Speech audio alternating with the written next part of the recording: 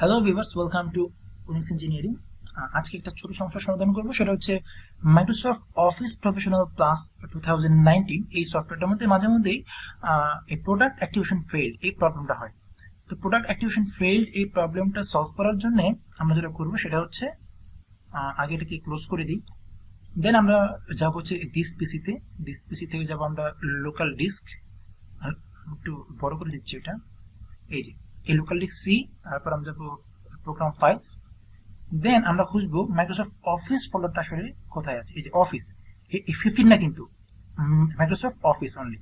ওকে, so then আমরা যাবো হচ্ছে অফিস 16-এ। এরপর একটা ফাইল খুঁজবো, সেই ফাইলটা হচ্ছে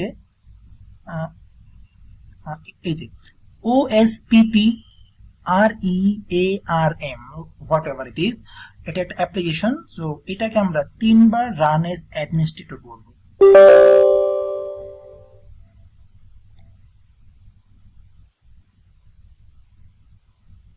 একবার গেল, এই যে 2বার, আর এই যে 3বার। ওকে, সো আমাদের কাজ শেষ। এবার আমরা আসলে একটু চেক করে দেখবো যে আমাদের ফাইলটা ওপেন হলো কিনা, অর্থাৎ আমাদের এই যে প্রবলেম সেটা সলভ হলো কিনা। সো এখন কিন্তু আপনি দেখতে পাচ্ছেন যে আমাদের এখানে কিন্তু আর কোনো প্রবলেম নেই, আমাদের এটা অ্যাক্টিভ হয়ে গেছে। ভিডিওটি ভালো লাগলে লাইক করুন, শেয়ার করুন, কমেন্ট করুন, and don't forget to subscribe. Thank you.